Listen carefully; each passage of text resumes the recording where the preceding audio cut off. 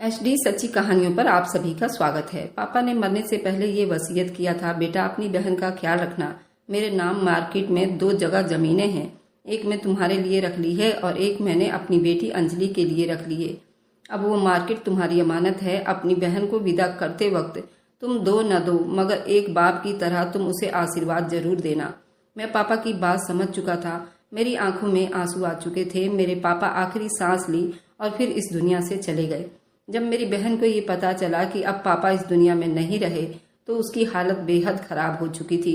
वह चीखने चिल्लाने लगी, बस पापा को ही आवाज देती रही। बार बार उसे बेहोशी के दौरे पड़ते थे, क्योंकि मेरी माँ की तो बहुत साल पहले ही मृत्यु हो चुकी थी। अब घर में सिर्फ मैं और मेरी बहन थी, बाकी हम दोनों ही रह गए थे।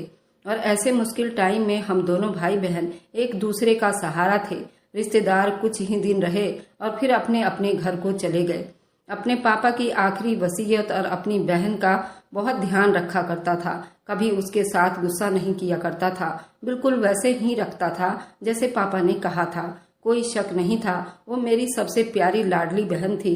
मेरी शादी की उम्र भी हो चुकी थी। खानदान की औरतें मेरे पास आती और बहाने बहाने से यही कहती थी, अगर तुम चाहो तो हम तुम्हारा रिश्ता करवा देते हैं, तुम्हारा भी घर संसार बस जाएगा, वगैरह वगैरह। लेकिन मैंने ये फैसला कर चुका था कि मुझे शादी जान पहचान वालों में कभी नहीं करनी है। सबकी नज़र हमारी मार्केट पर थी। मेरी बहन की उम्र अभी भी 18 साल की थी और इसलिए बहुत से रिश्ते आने शुरू हो चुके थे। लेकिन मैं जल्दीबाजी का फैसला करने वालों में से नहीं था। जानता था, खानदान भर में ये बातें मशहूर हो चुकी थी, मेरी बहन के नाम एक मार्केट है जिसका किराया ही अच्छा खासा आता है। अपनी बहन की उस आदमी से शादी करवाना चाहता था जो उसके साथ प्यार मोहब्बत से रहे, उसकी दौलत के पीछे ना हो, बल्कि उसे पसंद करके उसे खुशियां दे, उसकी इज्जत करे। वक्त यूं ही बीतता जा रहा था। जब मेरी मुलाकात निशा से हुई थी, पहली नजर में ही मैं उसे मोहब्बत कर चुका था। मुझे मार्केट की दुकान पर नजर आई थी। मार्केट में ही हमारी अपनी एक दुकान भी थी जिस पर हम रोजमर्रा की सामान बेचा करते थे। उस लड़की के साथ मैं शादी करना चाहता था। मेरे उस दुकान पर भी बहुत भीड़ भाड़ रहता था, इसलिए मैं साथ में इधर भी ध्यान देता रहता था। वहीं से निशा मुझे पसंद आई थी और मैं निशा के घर रिश्ता भिजवा दिया था। हमारी शादी हो गई। मेरी शादी पर सबसे ज्यादा खुश तो मेरी बहन थी। बहनों के तो अरमान ही यही होते हैं कि वो भाइयों की खुशियां देखें, और मेरी बहन तो वैसे भी मुझ पर जान छिड़कती थी। जैसे जैसे टाइम बीतने लगा, मेरी बहन के लिए भी रिश्ते आने शुरू हो गए थे। वैसे भी मुझे मेरी पत्नी निशा पर पूरा भरोसा था। वही रिश्ते ला रही थी, जिनमें से एक रिश्ता मुझे बहुत अच्छा लगा। मैंने वह रिश्ता अपनी बहन को बताया। इस बात से उसको कोई ऐतराज नहीं था। कहने लगी, भाई आपको जो ठीक लगे आप वही करो, मैं आपकी पसंद से राजी हूँ। मैंने बंटी के साथ अपनी बहन की शादी कर दी, लेकिन शादी के टाइम मैंने उसे बहुत ही कीमती सामान दिया था। ऐसे तो लोग अपने बेटों की शादी भी नहीं करते, जैसे शादी मैंने अपनी इकलौती बहन की थी। बस एक माँ बाप थे जो मैं उसे लाकर नहीं दे सकता था। बाकी मैंने उसके दहेज में कोई भी कमी नहीं आने दी थी। बंटी ने तो दहेज के नाम पर एक आना भी नहीं मांगा था, लेकिन मैंने खुद ही सब कुछ अपनी बहन को दे दिया था। सब कुछ जो मुझसे बन पड़ी मैंने सब कुछ दिया। अंजलि भी यही कहती रही कि भाई इतना सब कुछ मेरे लिए मत करो, आखिर मैं इतने सामान का क्या करूंगी। मुझे तो ज्वेलरी पहनने का शौक ही नहीं है, सोना पहनना भी मुझे अच्छा नहीं लगता। लेकिन मैंने उसकी एक ना सुनी थी। निशा थी मेरी साथ, खुश थी। टाइम यूं बीतने लगा। जिंदगी बड़े आराम से चल रही थी। मेरी बहन पहले हर हफ्ते मेरे पास चक्कर लगाया करती थी। उसका पति बाहर विदेश जाकर काम कर रहा था। अपने घर में अकेली रहती थी। जब उसका दिल करता तो वो हमारे घर आ जाती थी और फिर हम अक्सर साथ ही खाना खाया करते थे। बचपन की यादें ताजा किया करते थे और अपने माँ बाप के साथ बीता हुआ पल को भी याद करके मुस्कुराते रहते थे। साथ साथ आंखों में आंसू भी आ जाया करते थे। लेकिन धीरे धीरे निशा का अंजलि से व्यवहार बदलने लगा। मेरे सामने उसे कहती कि देखो, भले ही तुम्हारा पति विदेश में रहता हो, लेकिन तुम्हें अपने घर पर भी ध्यान देनी चाहिए। इस तरह तुम्हारी सास को तुम्हारे खिलाफ बात करने का मौका भी मिल जाएगा। रोज तुम्हारी नंद तुम्हारे घर आकर बैठी रहेगी, तुम्हारा कीमती सामान सब कुछ खराब कर देंगे। ठीक है कि तुम अपने घर पर रहा करो, अपने पति का दिल जीतो, उसके माँ बाप की सेवा करो। मेरी बहन कहीं न कहीं समझ चुकी थी कि मेरी पत्नी का रोज रोज आना पसंद नहीं करती। निशा की मोहब्बत में इतना अंदाजा तो हो ही चुका था कि मैं उसे मना करना भी मुनासिब नहीं समझा। यही सोचा कि निशा जो कहती है वह ठीक ही कहती है और वही सच है। धीरे धीरे मेरी बहन ने मेरे घर में आना बहुत कम कर दिया था। कोई खास मौका होता या त्योहार होती या फंक्शन होता तो ही आती। हमसे पहले भगवान ने उसकी गोद भर दी थी। भगवान ने उसे एक बेटा दिया था, वह भी बहुत खूबसूरत। वह एक बच्चे की माँ बन चुकी थी, लेकिन हम दोनों को अभी भी कोई औलाद नहीं हुई थी। जब भी बच्चे के लिए निशा को कहता तो वो बहुत सारी भाषण देकर वो मेरा मुंह ही बंद करवा देती थी। कहती भगवान को न जाने क्या स्वीकार है, हमें बच्चा देगा भी या नहीं। उसकी बातों से मैं ये भी अंदाजा लगा चुका था कि उसे बच्चों से कोई खास मोहब्बत तो थी नहीं, बल्कि वे आजाद रहना पसंद करती थी। उस दिन मैं अपनी मार्केट में ही मौजूद था जब मुझे एक कॉल आ गई। कॉल सुनकर तो मेरे पैरों के नीचे से जमीन निकल चुकी थी, क्योंकि मेरे बहनोई बंटी का विदेश में बड़े बुरी तरीके से एक्सीडेंट हो चुका था और उस एक्सीडेंट में मौके पर ही वो अपनी जान की बाजी हार चुका था।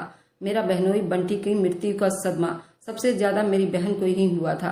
अंजलि का तो रो रो कर बुरा हाल हो गया था। मैं तो मर्दों में ही सारी जिम्मेदारियां संभाल रहा था। जैसे ही बहन के पास गया वह तो मुझसे लिपट कर फूट फूट कर रोने लगी। ऐसे यूं रोता देखकर मैं भी उसे हौसला देने लगा, लेकिन अपने आंसू पर काबू नहीं पा सका। तब मैंने अपने बहनोई का 13वीं से लेकर हर चीज का इंतजाम मैंने ही देखे थे। फिर बंटी को आखिरी अंतिम विदाई दे दिया गया, उसको अग्नि के हवाले कर दिया गया। मेरी बहन अपने ससुराल में रही, मैं भी उसे मिलने आया करता था। लेकिन एक दिन सुबह सुबह दरवाजे पर किसी के आने की आहट हुई। मैंने दरवाजा खोला तो सामने मेरी बहन अंजलि खड़ी थी, मुझे सीने से लगाकर रोने लगी। मैं सुबह सवेरे ही अपने सामने देखकर घबरा चुका था। कहने लगा, अंजलि क्या हुआ, तुम ठीक तो हो ना? इस वक्त इतनी सुबह यहाँ पर क्या कर रही हो? अंजलि रोते हुए कहने लगी, भाई मेरे ससुराल वालों ने मुझे घर से धक्के देकर निकाल दिया है। कहते हैं हम तेरा खर्चा नहीं उठा सकते, तू अब अकेली नहीं है, तेरे पास एक बच्चा भी है, कल को इसका खर्चा भी बढ़ जाएगा। उन लोगों ने धक्के मारकर मुझे घर से निकाल दिया है। सारी रात मैंने सड़कों पर बिताया है और जैसे तैसे इस घर तक पहुंची हूँ। अपनी बहन पर यूं जुल्म होता देखकर मेरी आंखों में तो गुस्से से खून के आंसू निकलने लगा था। मैंने बहन को घर बिठाया और सीधा उसके ससुराल चला गया। उसके ससुराल में उसके सास देवर से खूब लड़ाई झगड़ा किया, लेकिन वह लोग तो कुछ मानने को तैयार ही नहीं थे। कहने लगे, भाई मर गया, रिश्ता खत्म हो गया, ना तो अब इस दुनिया में बंटी है, ना ही उसका कोई हिस्सा मिलेगा। ये घर और जगह हमारी है, इसमें अब अंजलि का कोई हिस्सा नहीं है और ना ही उसके बच्चे को कोई हिस्सा मिलेगा। मम्मी पापा ने ये सारी जमीन मेरे नाम कर दी है, अब तुम जा सकते हो, नहीं तो मैं पुलिस को बुलाकर तुम्हें धक्के देकर यहाँ से भेज दूंगा। मैं वहां से चला आया, क्योंकि मैं उसका भाई था और मैं अभी जिंदा था। मैं उसको सारी उम्र बिठाकर खिला सकता था और तुम लोगों से तो अच्छा उसको रख सकता हूँ और आगे भी रख लूंगा। फिलहाल मैं अपनी बहन को घर ले आया, लेकिन ये बात निशा को बहुत बुरी लगने लगी थी। सारे घर का काम अंजलि से ही करवाने लगी थी, लेकिन फिर भी मेरी पत्नी से ये सब कुछ बर्दाश्त नहीं होता था। एक दिन मुझसे कहने लगी, हमें अंजलि की दूसरी शादी करवा देनी चाहिए, जवान है, खूबसूरत है, उसके लिए तो कोई भी रिश्ता मिल जाएगा। जब मैंने ये सुना तो अपनी बहन से भी उसके बारे में बात की। अंजलि से कहा, तुम दूसरी शादी कर लो, पहली बार तुम्हारा नसीब खराब था, लेकिन जरूरी तो नहीं कि हर बार ऐसा ही हो।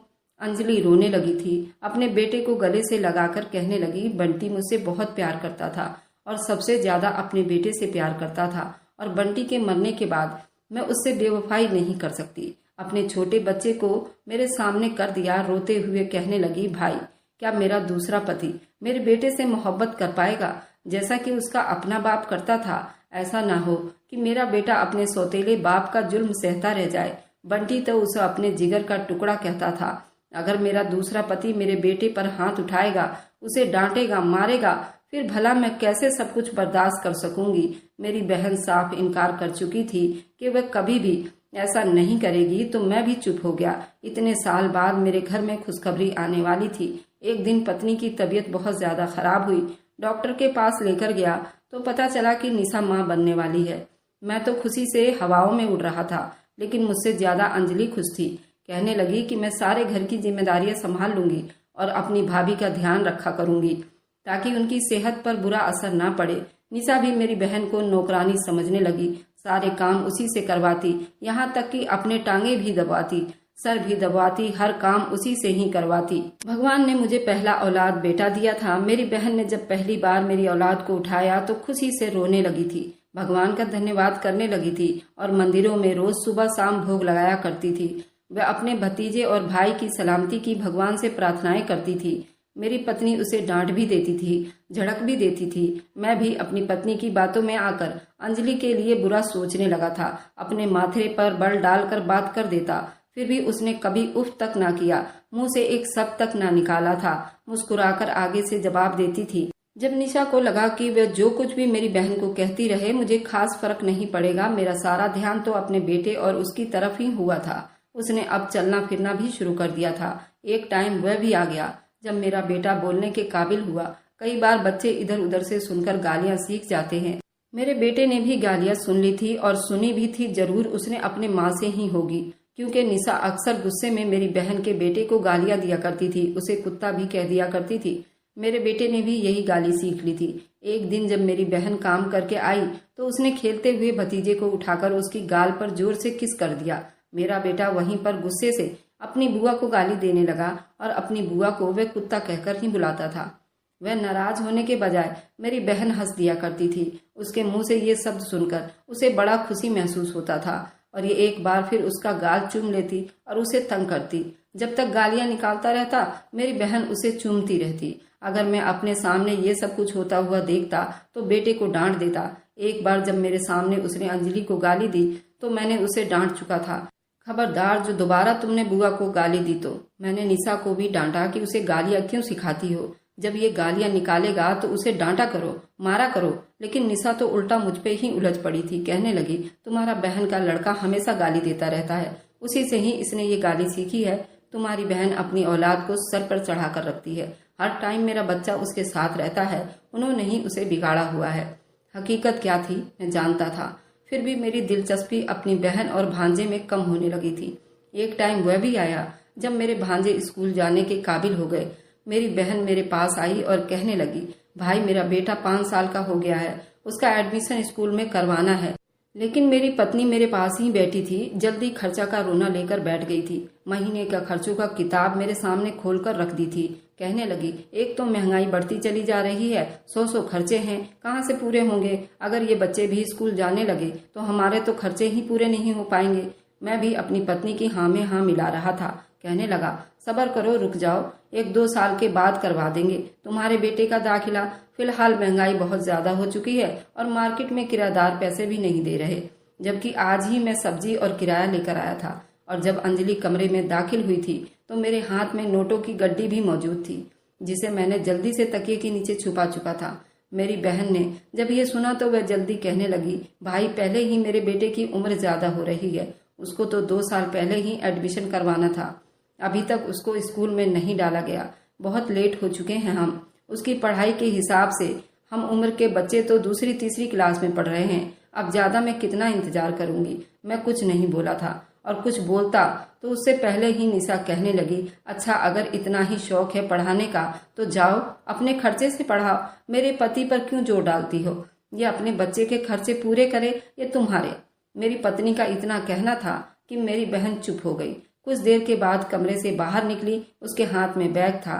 हमारे गांव में पुराना मकान मौजूद था जहां पर हम पहले रहा करते थे, लेकिन फिर इस शहर में शिफ्ट हो गए थे। बहन कहने लगी कि मैं उसी घर में जाकर रह लूंगी। मैंने भी उसे नहीं रोका था और बहन वहां चली गई। मैंने खर्च के नाम पर उसके हाथ में 1 रुपया भी नहीं रखा था। गांव जाकर सबसे पहले तो उसने अपना जेवर बेचा था। जेवर का कुछ हिस्सा बेचकर उसने घर में सौदा मंगवा लिया था।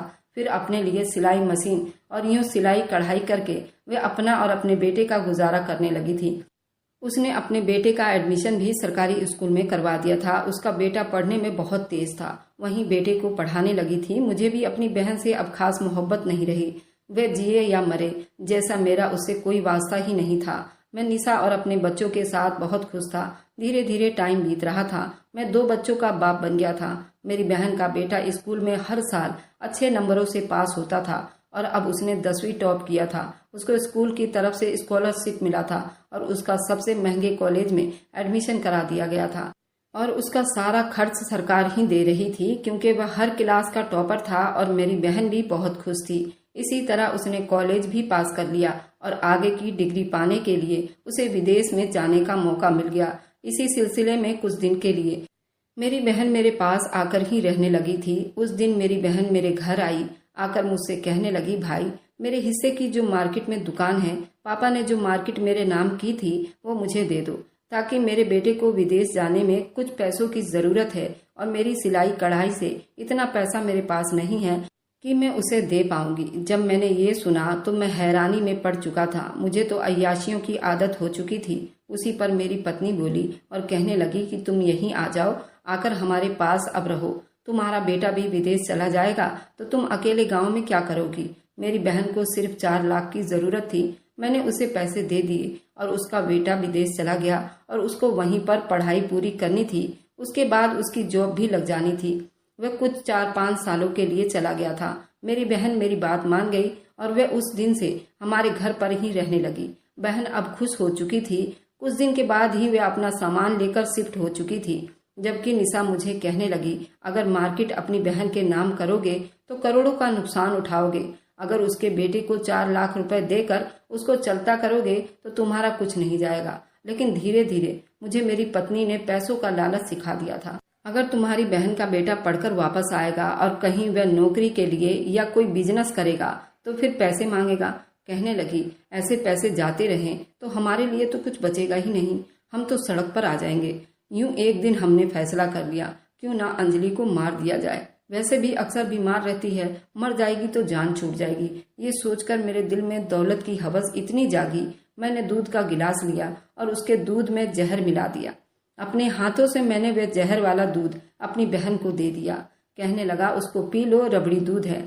मैंने घर में सबके लिए लाया था। मेरी बहन ने वह दूध बड़ी प्यार से पी लिया था और बिस्तर से उठ ही नहीं पाई थी। वह दूध पीती रही और साथ में यूं ही मुझसे बचपन की बातें करती रही। जैसे जैसे दूध के असर दिखाना शुरू कर दिया, मैंने दरवाजे को बाहर से कुंडी लगा दी थी। मेरी बहन अंदर तड़प तड़प कर मर चुकी थी। उसके मुंह से झाग फर्श पर बिखर चुका था।